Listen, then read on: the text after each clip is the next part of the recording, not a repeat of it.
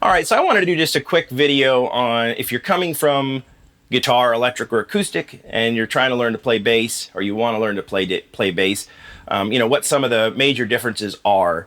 And obviously, I actually mentioned it earlier in one of the videos, but the bass is tuned all down in fourths, so it's identical. And basically, that means that you can use the same position anywhere along the bass.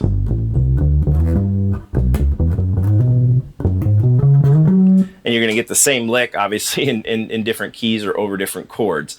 And honestly, the easiest way to think about it is just the bass is the four low strings of the guitar. You don't have the B and the high E. So if you can think of it that way, it shouldn't be much of a transition except for getting your right hand used, if you're going to be playing with your fingers as opposed to a pick. Getting this hand used to plucking the strings obviously is going to take a little bit of time to get the technique and the tone that you want, and also the strength built up, because you've not been, unless you're like doing a bunch of finger picking on the guitar and you've just been picking, you're not going to have that strength built up in your hand yet. Also, you're going to notice the strings are a lot harder to push down.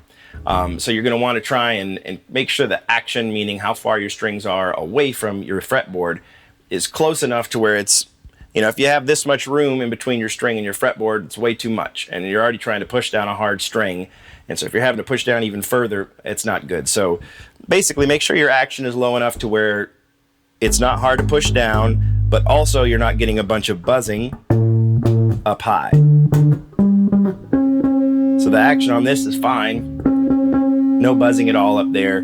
But if a bass is not set up, or if it's too low, rather, the strings are too close to the fretboard, then you're going to get that buzz as you get up higher. Usually above the 12th fret is where you'll start hearing that. So, but yeah, I mean, it's going to be very similar, like I said, to the low four strings, or identical to the low four strings of the guitar.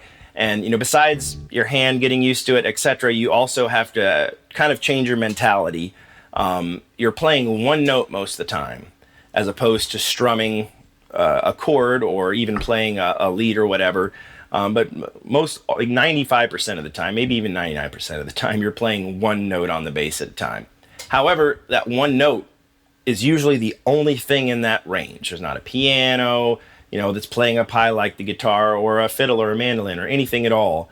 Even vocals are closer to the range of a guitar than the bass. So if the bass drops out live, everybody notices that. So you just have to think it's only one note, but every one of those notes really counts, because you're rumbling the room and then you go, they're going to feel that in the crowd. So you just have to change your mentality. You're now the low end. You and the kick drum are now best buddies. You guys want to hang out together as much as you can.